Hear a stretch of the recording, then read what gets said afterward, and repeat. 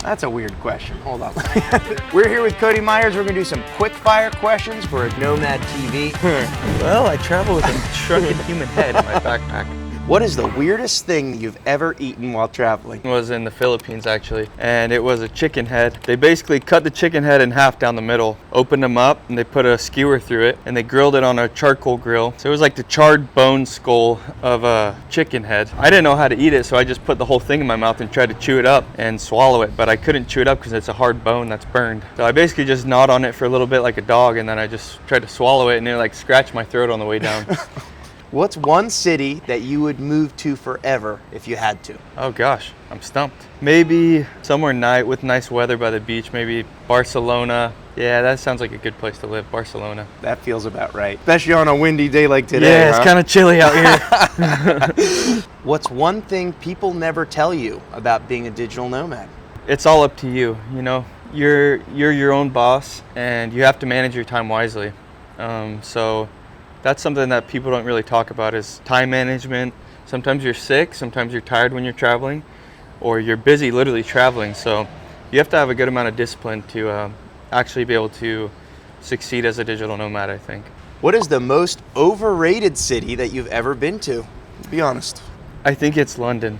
I don't know, it's kind of cool, but for how much it's talked about, I was kind of underwhelmed. Would you rather fall in love with a local or another nomad?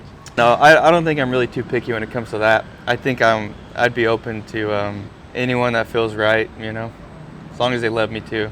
That's all that matters, you know. Sunrise mission or midnight adventure?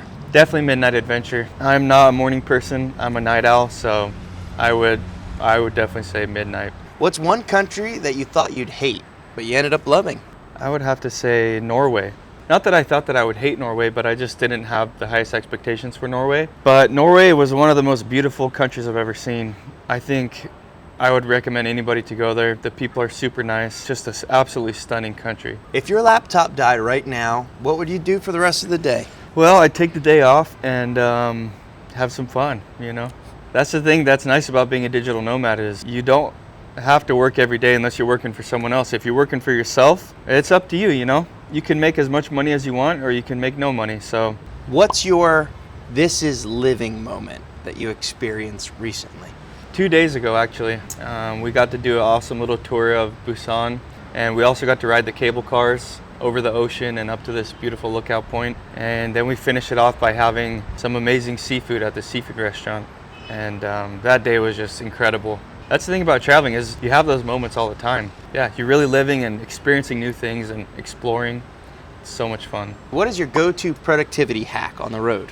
So something that helps me, it might not be right for everybody, but I like to try to start my day with a workout. So I go to the gym or go on a run or go to the park and do a workout. For me, that just helps give me energy and helps me focus. It might seem like it gives you less time in the day to do your work, but just for me personally, it helps me to do my work more efficiently. What country do you think has the best food? My favorite is actually Mexican. Mexican food is the best, and I can eat it for every meal of the day. And I grew up eating Mexican food all the time because I'm from Texas, which is really close to the border of Mexico. So for me, Mexican food is peak. Thank you so much, and make sure to like and subscribe if you are interested in becoming a digital nomad. Nomad TV is the place to be.